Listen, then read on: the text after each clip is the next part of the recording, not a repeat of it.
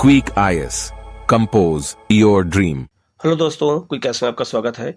69 BPSC का जो paper है वो 30 तारीख को है और हमारे चैनल द्वारा सारे सब्जेक्ट के क्विक रिवीजन कराए जा रहे हैं। और ये माइंड मैपिंग क्लास है। बिहार के संदर्भ में मध्यकालीन भारतीय इतिहास और आधुनिक इतिहास मैंने करा दिया था। बिहार के संदर्भ में बिल्कुल माइंड मैपिंग क्लास थी और ये भी माइंड मैपिंग क्लास है। इसको भी एक बार कर लेना, अंतिम समय में देखे रहेंगे, वहाँ क्वेश्चन आएगा तो आपका सही हो जाएगा। ठीक है, आप लोग पहले से पढ़े होंगे, ये केवल रिवीजन करना है और इसको अच्छे से रिवीजन कर लीजिएगा आप लोग। ठीक है, किसी क्वेश्चन में कोई डाउट होता है कमेंट करके पूछ लीजिएगा, उसका जवाब आपको दिया जाएगा। ठीक है, हम लोग शुरू करते हैं सीधे माइंड मैपिंग क्लास की ओर।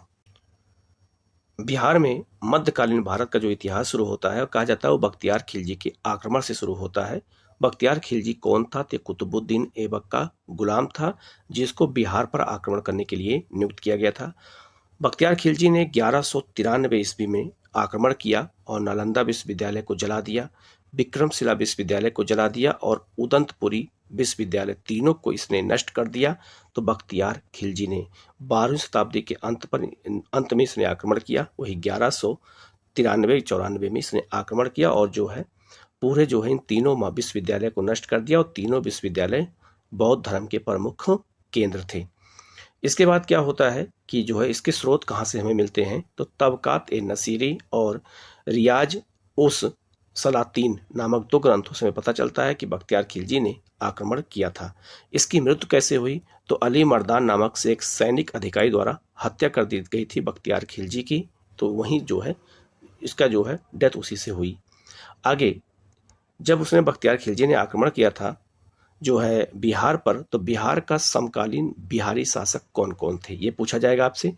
तो गोविंद पाल मगध के राजा थे, इंद्रधुम्न मुंगेर के थे, उत्तर बिहार का कर्नाट वंशीय नरसिंह देव जो है जिसने नजराना भी पेश किया था उनके सामने। तो ये 3 शासक का नाम याद रखना। पूछा जाएगा आपसे कि जब बख्तियार खिलजी ने बिहार पर आक्रमण किया तो मगध का राजा कौन था, ये क्वेश्चन पूछा जा सकता है। मुंगेर का राजा कौन था, ये क्वेश्चन पूछा जाएगा। और उत्तरी बिहार में कौन सा राजवंश था, ये आपसे क्वेश्चन पूछा जाएगा। तो इसको ध्यान से देख लीजिएगा, यही सबसे क्वेश्चन पूछा जाता है। इसके अलावा आपसे पूछा जाएगा बख्तियार खिलजी कौन था? तो ये कुतुबुद्दीन ऐबक का गुलाम था। इसने किन किन विश्वविद्यालय को नष्ट किया? तो 3 है, नालंदा, विक्रमशिला और उदंतपुरी। इसको अच्छे से आप याद रखना। तो इसको अच्छे से याद करना, यही सबसे आपसे क्वेश्चन बख्तियार खिलजी से संबंधित पूछा जाएगा। इसके बाद आगे बढ़ते हैं सल्तनतकालीन बिहार में, और पहले हम गुलाम वंश की ओर चलते हैं। गुलाम वंश जब दिल्ली में स्थापित हुआ तो उसका संबंध बिहार से क्या था? तो इल्तुतमिश पहला सुल्तान था जिसने बिहार पर आक्रमण किया। कब किया? तो 1225 ईस्वी में इसने बिहार पर पहली बार आक्रमण किया और बिहार शरीफ, बाढ़ और लखनौती पर अधिकार कर लिया। तो बिहार के 3 क्षेत्र पर अधिकार किसने किया? इल्तुतमिश ने किया। बिहार शरीफ पर, बाढ़ पर और लखनौती पर अधिकार कर लिया। और आक्रमण आपको डेट अच्छे से याद रखना। पहला सूबेदार किसे नियुक्त किया जो है इल्तुतमिश ने? तो मलिक अलाउद्दीन जानी को नियुक्त किया था। ये आपसे क्वेश्चन पूछा जाएगा। और जो इसका पुत्र था इल्तुतमिश का, नसीरुद्दीन महमूद द्वारा लखनौती के हिमाउद्दीन पर अधिकार किया गया था। ये भी आपको याद रखना है, ये भी क्वेश्चन आपसे पूछा जाएगा। तो सबसे पहले अगर दिल्ली पर किसी राजा सुल्तान ने आक्रमण किया था तो वो इल्तुतमिश ने किया था, ये याद रखना। कब किया था, कहाँ किया था, यही आपसे पूछा जाएगा। और इनका पहला सूबेदार कौन था? फिर बलबन का समय आता है और बलबन ने जो है तुगरिक खां के विद्रोह के दबाने हेतु बिहार आया था और बिहार और बंगाल को इसने अलग कर दिया। आपसे क्वेश्चन पूछा जाएगा कि बंगाल को बिहार से अलग किसने किया? तो बलबन ने किया था। ये आप याद रखना। मध्यकालीन भारत के इतिहास में बिहार और बंगाल का पृथक्करण करने वाला सुल्तान बलबन था, इसको अच्छे से याद रखना।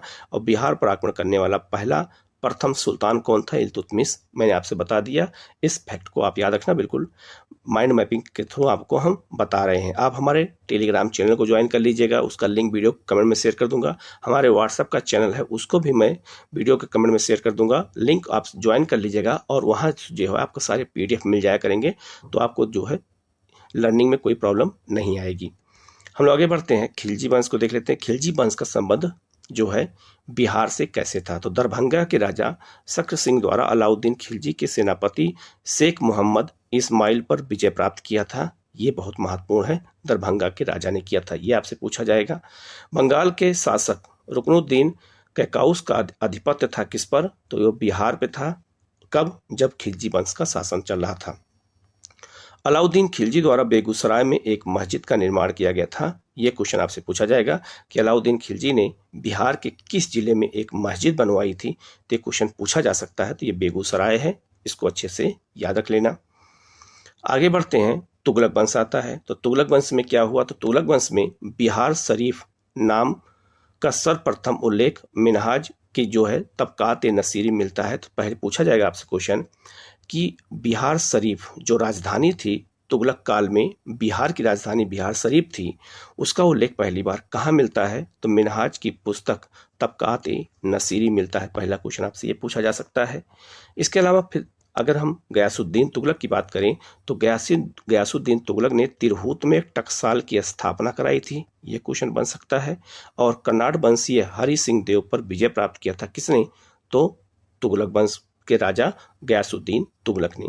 फिर मोहम्मद बिन तुगलक जब सुल्तान बना दिल्ली का, तो उसने जो है अपने प्रांतपति जो है मखदूल मोहम्मद द्वारा हरि सिंह देव पर निर्णायक विजय प्राप्त किया। तो पूछा जाएगा कि जिस समय मोहम्मद बिन तुगलक या गयासुद्दीन तुगलक दिल्ली का सुल्तान था, तो बिहार में कर्नाड वंश का राजा कौन था? तो हरि सिंह था। ये आपको याद रखना है, यहां से क्वेश्चन आपसे पूछा जाएगा। फिर मोहम्मद बिन तुगलक ने क्या किया कि तिरहुत मिथिला क्षेत्र का सल्तनत में विलय कर लिया और नया नाम क्या रख दिया? तुगलकपुर रख दिया। तो पूछा जाएगा कि जो तिरहुत और मिथिला का जो क्षेत्र था उसका नाम तुगलकपुर किसने रखा था? तो मोहम्मद बिन तुगलक ने रखा था। इसके बाद दरभंगा में एक दुर्ग का निर्माण कराया और जामा मस्जिद का निर्माण किसने कराया था? मोहम्मद बिन तुगलक ने। ये क्वेश्चन पूछा जाएगा आपसे। फिर समकालीन सूफी संत मखदूम सैफुद्दीन अहमद याहिया मनेरी की खानकाह बिहार शरीफ का निर्माण कराया था किसने? तो ये मोहम्मद बिन तुगलक ने कराया था। ये बहुत महत्वपूर्ण है। पूछा जाएगा कि बिहार शरीफ में किसकी खानकाह थी और खानकाह क्या थी? तो जो सूफी संत जहाँ रहते थे उस निवास को खानकाह के नाम से जाना जाता था। ठीक है, ये दो लोगों की जो है, दो ऐसे सूफी संत थे जिनकी जो है क्या कहते हैं खानकाह का निर्माण मोहम्मद बिन तुगलक ने कराया था। फिर आते हैं फिरोज शाह तुगलक के बारे में। तो फिरोज शाह तुगलक के समय में तिरहुत में बैरनार वंश की स्थापना की गई थी। ये बहुत महत्वपूर्ण है। ये पूछा जाएगा कि तिरहुत के क्षेत्र में बैरनार वंश की स्थापना किसके समय में की गई थी? तो फिरोज शाह तुगलक के समय में। यह भी पूछा जा सकता है कि बिहार के किस क्षेत्र में बैरनार वंश की स्थापना की गई थी? तो तिरहुत में। बिहार के सूफी संत शेख अहमद चिरमपोश से भेंट किया था इन्होंने, और पटना और गया के आसपास से कई अभिलेख प्राप्त होते हैं फिरोज शाह तुगलक के। इसके बाद अन्य शासक भी तुगलक वंश में शासन किए हैं, जैसे एक मलिक इब्राहिम मलिक बयां, और बिहार शरीफ में एक मकबरे का निर्माण कराया था। एक प्रशासक के रूप में इन्होंने काम किया था। इतना याद रखना है। ठीक है, फिर बिहार में एक था चेरो राजवंश। चेरो राजवंश जो है याद रखना, यह जनजातीय राजवंश था। पहला क्वेश्चन तो आपसे पूछा जाएगा कि चेरो राजवंश कैसा था? तो एक जनजातीय राजवंश था। पाल वंश के पतन के बाद ये जो है बिहार में स्थापित हुआ था। और बिहार में इस जो है कितने क्षेत्रों पर स्थापित था? तो बिहार में टोटल जो है 5 क्षेत्रों में चेरो वंश की स्थापना हुई थी। शाहाबाद, सारण, मुजफ्फरपुर, चंपारण और पलामू जिले तक विस्तृत था कौन सा राजवंश? चेरो राजवंश। याद रखना, जो शाहाबाद जिला है, शाहाबाद जिले में चेरो राजवंश 4 भागों में विभाजित था। ये आपसे क्वेश्चन पूछा जाएगा, ये बहुत महत्वपूर्ण है। और जो शाहाबाद जिले में चेरो का 4 भाग था, पहला जो भाग था वो बिहिया में दुधिलिया नामक चेरो सरदार का मुख्यालय था। दूसरा भोजपुर का चेरो राजा सीताराम और मुख्यालय तिरावन था। और तीसरा जो राज था वो मुख्यालय चैनपुर। और चतुर्थ जो राज था उसका देव मार्केंडे। ये 4 जो क्षेत्र थे, यहाँ पर जो है शाहाबाद जिले में चेरो राजवंश 4 भागों में विभाजित था। तो आपसे पूछा जा सकता है कि चेरो राजवंश किस जिले में 4 भागों में विभाजित था? तो शाहाबाद जिले में। ये याद रखना। और पलामू के चेरो का सबसे महान शासक मेदिनी राय था। ये आपको याद रखना है। तो पलामू में भी चेरो राजवंश था। और चेरो राजवंश के बारे में एक बात और ध्यान दीजिएगा कि जनजातीय राजवंश था। ये सबसे महत्वपूर्ण है, ये पूछा जा सकता है। ठीक है, तो कहाँ इनका क्षेत्र है, कितने भागों में विभाजित थे, मैंने एक डायग्राम के थ्रू बता दिया है। तो आप इसको अच्छे से देख लेना, कहीं कुछ पूछकर डाउट होता है पूछ लेना। फिर है नुहानी वंश। नुहानी वंश का उदय मूल रूप से कब हुआ? तो सिकंदर लोदी के शासन काल में हुआ था। तो बिहार में नुहानी वंश की स्थापना की गई। बिहार शरीफ अभिलेख के अनुसार 1495 से 1496 में सिकंदर लोदी ने हुसैन शाह शकी को पराजित किया, बिहार के शासक को, और सिकंदर लोदी द्वारा दरिया खां नुहानी को बिहार का प्रमुख प्रभारी नियुक्त किया गया। और जब दरिया खां की मृत्यु हो जाती है तो उसका पुत्र जो है बहार खां नुहानी प्रशासक बनता है और यही बिहार में एक स्वतंत्र राज्य की स्थापना किया था। और याद रखना, शेरशाह सूरी ने इस राजवंश का बाद में अंत कर दिया। किस राजवंश का? तो नुहानी वंश का। ठीक है, तो आपसे ये क्वेश्चन पूछा जा सकता है, तो वे डायग्राम के माध्यम से आप इसको अच्छे से याद कर लीजिएगा। आगे आते हैं बिहार में अफगान शासन। बिहार में अफगान शासन, याद रखना, हमारे देश में जो मुसलमानों का शासन था उसमें अफगानी मुस्लिम अलग थे, तुर्की मुस्लिम अलग थे और अरबी मुस्लिम अलग थे। तो जो अफगानी मुस्लिम थे वो तुर्की मुस्लिम उनसे हमेशा नफरत करते थे। ठीक है, तो अब आते हैं, अगर हम बात करें बिहार में अफगान शासन का, तो संस्थापक सिकंदर शाह लोदी का प्रशासक दरिया खां नुहानी था। इसी ने जो है बिहार में अफगान राज्य की स्थापना की थी, जिसे नुहानी राजवंश के नाम से जाना जाता है। मैंने आपसे वो बताया है ऊपर। जब बाबर का समय आया तो बाबर के समकालीन अफगान शासक कौन थे? मोहम्मद शाह थे। जिस समय दिल्ली में बाबर बैठा था, तुर्की मुसलमान था, उस समय बिहार में अफगानी शासक कौन था? ये बहुत महत्वपूर्ण है, मोहम्मद शाह था। इसका विस्तार कहाँ तक था? पूर्व में मुकोर तक तथा दक्षिण बिहार के कुछ भाग पे था। उसके बाद नुसरत शाह आता है, वो जो है बंगाल का शासक, पश्चिम में बलिया और सारण तक और उत्तर के क्षेत्र में बिहार के उसका शासन था। फिर आगे बढ़ते हैं, तो बाबर द्वारा घाघरा के युद्ध में अफगानों पर विजय प्राप्त किया गया था। तो याद रखना, जब 1529 में घाघरा का युद्ध हुआ था तो घाघरा के युद्ध में बाबर ने अफगान राजाओं को ही पराजित किया था। ये वही सब अफगान राजा हैं जिनको बिहार और बंगाल के अफगानों को पराजित किया था उसने।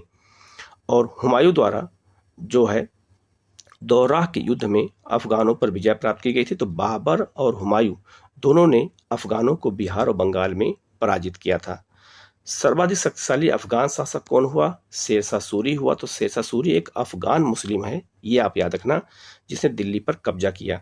और शेरशाह सूरी के पश्चात स्थापित अफगान जो राजवंश स्थापित हुआ था वो करा रानी वंश स्थापित हुआ था। उसके संस्थापक ताज खां करा रानी था। बिहार का अंतिम स्वतंत्र शासक कौन था? अफगान शासक कौन था? तो दाऊद खां करा रानी था। ये बहुत महत्वपूर्ण है, इसको याद रखना। तो अफगान मुस्लिम अलग हैं और तुर्की मुस्लिम अलग हैं, ये बात याद रखना। फिर शेरशाह सूरी की बात कर लें तो शेरशाह सूरी के बचपन का नाम फरीद था। पिता का नाम हसन खां सासाराम के जागीरदार थे। उपाधि क्या थी? तो शेर खां की और हजरत ए आला की इसने उपाधि लिया था। इसने दो प्रमुख युद्ध लड़े थे। एक पहला था चौसा का युद्ध था 1539 में, बाबर इसने हुमायूं को पराजित किया। और बिलग्राम या कन्नौज के युद्ध 1540 में इसने हुमायूं को पराजित करके और दिल्ली पर कब्जा कर लिया। और इसका मकबरा सासाराम में है, आप ये मकबरे को देख सकते हैं। इस मकबरे को बिहार का ताजमहल कहा जाता है। बिल्कुल झील के बीच में बना हुआ है, हिंदू मुस्लिम शैली में बना हुआ है। और इसकी खास विशेषता यह है कि जो सासाराम का मकबरा है ये शेरशाह सूरी, उसके पिता हसन खां और उसके पुत्र जो है, तीनों का मकबरा एक ही जगह, एक ही मकबरे में तीनों को दफनाया गया है। तो तीनों का मकबरा ये है, ये बात याद रखना। और इसे जो है बिहार का ताजमहल के नाम से भी जाना जाता है। ठीक है, फिर आगे आते हैं मुगल कालीन। तो मुगल कालीन बिहार में क्या हुआ? तो पूछा जाएगा कि मुगल काल में बिहार का पहला सूबेदार कौन था? पूछा जाए तो खानम मुनीम था। इसकी नियुक्ति बाबर ने किया था। ठीक है, बाबर जो है महमूद लोदी को पराजित कर जलाल खां को बिहार का प्रशासक बनाया। इसके बाद बिहार का प्रशासक उसने जब जो है महमूद लोदी को हराया, तब उसने जो है घाघरा युद्ध के बाद तो जलाल खां को बिहार का प्रशासक बना दिया। हुमायूं के समय में चौसा जिला बक्सर में युद्ध हुआ था, शेरशाह से पराजित हुआ हुमायूं। और फिर जब अकबर का समय आता है तो अकबर ने हाजीपुर दुर्ग विजय किया था। पूछा जाएगा कि जो हाजीपुर दुर्ग विजय किया था अकबर ने, वो कब किया था? 1574 में। शासक कौन था? दाऊद खां करारानी था, उसको हराया। फिर पटना की विजय किया किसने? अकबर ने। फिर मिथिला की विजय किया अकबर ने 1575 में, ये आपसे पूछा जाएगा। और 1575 में पटना की विजय किया था, ये याद रखना। फिर बिहार मुगल सूबा कब घोषित किया गया? तो 1580 में घोषित किया गया था। और किसने घोषित किया? अकबर ने घोषित किया है, ये बात याद रखना। फिर जहांगीर का जब समय आता है तो खोखरा देश छोटा नागपुर क्षेत्र पर अधिकार किया गया था और शाहजादा खुर्रम का विद्रोह यहीं पे हुआ था बिहार में। और फिर जब औरंगजेब का समय आता है तो उसका पौत्र अजीम को सूबेदार नियुक्त किया गया और इसी अजीम के नाम पर ही पटना का नाम अजीमाबाद रखा गया था। ये औरंगजेब ने रखा था अजीमाबाद, याद रखना, कहीं की किताबों में मिल जाता है कि अजीम ने अजीमाबाद रखा था, नहीं, औरंगजेब ने पटना का नाम अजीमाबाद रखा था अपने पौत्र अजीम के नाम पर और उसको वहां का सूबेदार भी बनाया था पटना का। ठीक है, पटना क्या, बिहार का। और पटना का पुनर्निर्माण किया और उसका सौंदर्यीकरण औरंगजेब के समय में किया गया। फिर फर्रुखसियर जब आता है तो फर्रुखसियर का अजीमाबाद पटना में राज्याभिषेक भी हुआ था। तो पहला राज्याभिषेक फर्रुखसियर का हुआ था और दूसरा शाह आलम द्वितीय का भी हुआ था, पटना में ही राज्याभिषेक।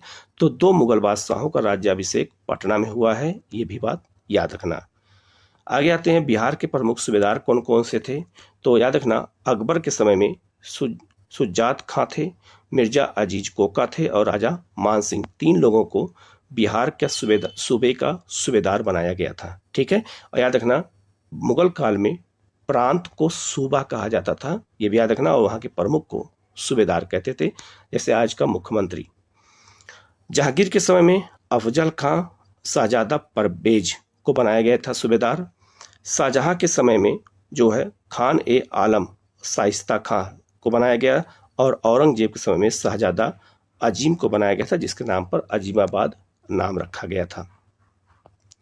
फिर मुगल काल में अगर हम बात करें तो मुगल काल पूछा जाएगा कि मुगल काल में याद रखना बिहार सूबा कब घोषित किया गया। तो 1580 में, याद रखना 1580 में अकबर ने जो है बिहार को एक सूबा घोषित किया, सूबा कहते हैं प्रांत को। ठीक है, फिर क्या हुआ, तो बिहार सूबा में 7 सरकारें थीं और सरकार को जिला कहा जाता था, ये याद रखना। तो पूछा जाएगा कि बिहार एक सूबा में कितने जिले थे। तो 7 जिले थे और सातों मतलब जिलों क्या कहते थे, सरकार कहते थे।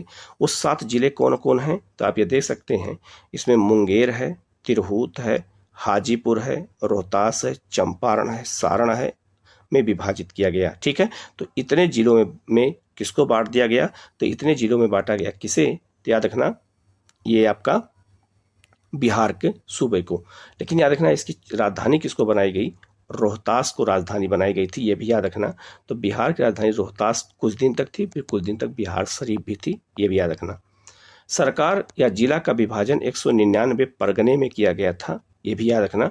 तो मुगल काल में, याद रखना, मुगल काल में बिहार में 7 जिले थे और 199 परगने थे, ये भी याद रखना। फिर बिहार में मध्यकालीन अभिलेख कौन कौन से मिलते हैं, तो याद रखना मध्यकाल में कौन कौन से अभिलेख बिहार में हैं। पहला है बुद्ध सेन का बोध गया अभिलेख, यह क्वेश्चन बहुत महत्वपूर्ण पूछा जाएगा। बिहार शरीफ अभिलेख, संग्राम गुप्त का पंचोभ तामपत्र, फिरोज तुगलक का राजगीर जैन अभिलेख, जो है शेरशाह का भभुआ अभिलेख, बल्लाल सेन का सनोखर अभिलेख और मोहम्मद बिन तुगलक का बेनीबन अभिलेख। ये बहुत महत्वपूर्ण है दोनों। तो पूछा जा सकता है कि ये भी पूछा जा सकता है कि जैसे कि मोहम्मद बिन तुगलक का कौन सा अभिलेख बिहार में पाया जाता है, तो बेनीबन अभिलेख। तो ऐसे आपको याद रखना है, ऐसे ही क्वेश्चन आपसे पूछे जाएंगे। फिर बिहार के प्रमुख सूफी संत कौन कौन थे, तो पहला है आपका इमाम मोहम्मद ताज फकीर, इनकी खानका, और खानका किसे कहते थे, तो जहाँ पर सूफी संत रहते थे उनके घर को कहते थे। तो मनेर शरीफ में इनकी खानका थी, स्थापना 1180 में की गई थी, भारत की सबसे पुरानी खानकाओं में से एक है ये। खानका से संबंधित अन्य प्रमुख संत थे जो है कमालुद्दीन अहमद थे। ठीक है, ये याद रखना है। फिर पूछा जाएगा आपसे कि शाह अलाउद्दीन बुखारी सतारी सिलसिला से संबंधित थे, इनकी खानका कहाँ थी, बेगूसराय में थी और सिलसिला था सतारी। तो कई शाखाओं में सूफी संत थे, ये भी याद रखना। तो जो सतारी सिलसिले के लोग हैं इनका केंद्र बेगूसराय था। एक कादरी सिलसिला था और इनका खानका कहाँ थी, औरंगाबाद में थी, और याद रखना उनका नाम था मोहम्मद जिलानी, जो है अमझरी कादरी था। ठीक है, ये आपको याद रखना है।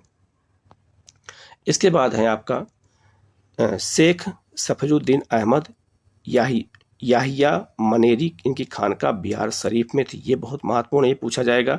पैगंबर मोहम्मद के दाढ़ी के बाल व अंगूठी संरक्षित करके इन्होंने रखा था, ये कहा जाता है इनके बारे में, और इनके सिलसिला का नाम था फिरदौसी।